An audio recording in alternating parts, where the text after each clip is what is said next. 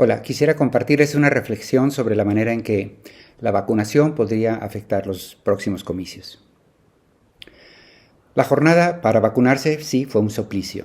9 horas transcurridas, la mayor parte de ellas bajo el sol para no perder lugar en la fila y en medio de angustiantes especulaciones por la implacable aritmética. Porque los rumores corren entre los ancianos e informan de solo 1,000 vacunas disponibles para los 2,000 que esperamos calcinados por el calor. Es difícil evitar la indignación que deriva de una simple reflexión. ¿Qué no hubo manera de organizarlo mejor? Y ya metidos en este infierno, ¿no podrían contar las vacunas que tienen en este centro y mandar a su casa al resto de la gente en lugar de hacerle esperar 8 horas para enterarse que no alcanzaron las dosis? En fin, 9 horas rumiando pensamientos insurreccionales ante nuestra desorganización e irresponsabilidad burocrática. Finalmente, a las 5 de la tarde hacen corte de caja y anuncia que solo ingresarán 50 personas más a este centro de vacunación. A mí me tocó el lugar 42 de estas últimas 50 y cruzo el portón con el ánimo del sobreviviente, sí, y debo confesar que la exultación venció la incomodidad que tendría que haber causado el reclamo de los cientos que se quedaron afuera. A partir de allí todo funciona con sorprendente eficacia. Media hora más tarde estoy en la calle con una sonrisa de Gandhi, exhumando un profundo agradecimiento. Me doy cuenta de que no soy el único. Todos rebosan gratitud y se despiden de las enfermeras y de los siervos de la nación como de sus nuevos mejores amigos.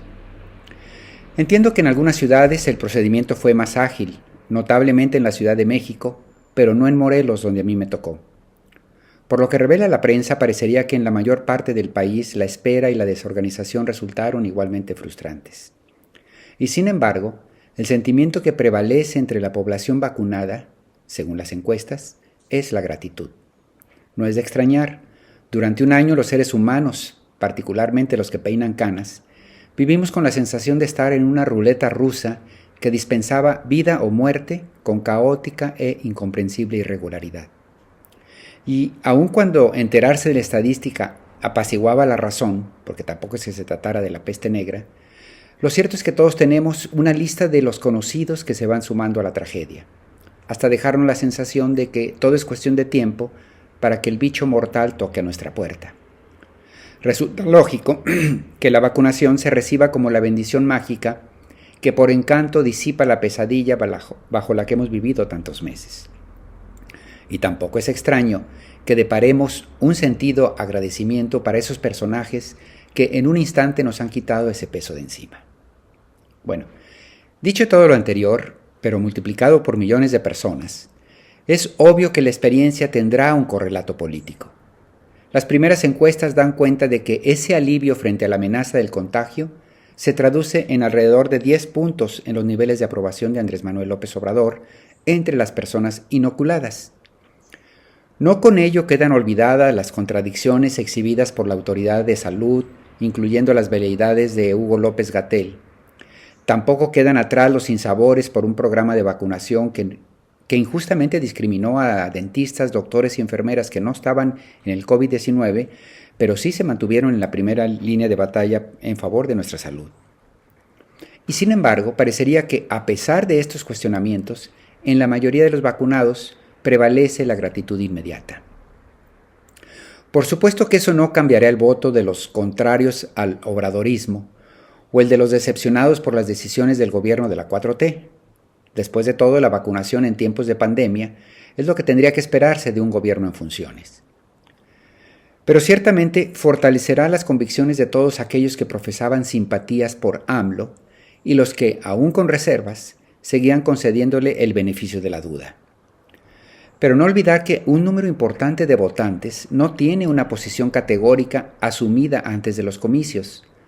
Personas que escuchan con oídos vacilantes los argumentos a favor y en contra vertidos en una campaña, pero que en última instancia emiten su voto en función de la relación personal que tengan con la administración en turno y sus programas sociales. Es allí donde la vacunación masiva podría tener algún efecto. De aquí al día de las elecciones, alrededor de 40 millones de votantes habrán recibido al menos la primera dosis y habrán pasado por el momentáneo alivio que significa escapar del riesgo. Me pregunto, ¿cuántos de ellos acudirán a las urnas bajo el relativo influjo de una sensación de agradecimiento? Imposible saberlo, pero en elecciones regionales cuyo desenlace penderá de una pestaña, eso podría hacer alguna diferencia en el verano. En todo caso, se trata de un fenómeno inédito, una variable nunca antes valorada en las ecuaciones electorales.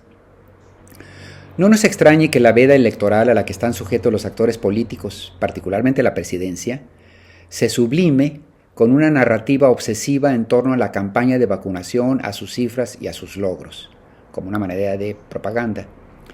AMLO padeció el infortunio de que su sexenio fuera terriblemente vapuleado por la pandemia y por la profunda crisis que arrasó con la economía en todo el mundo.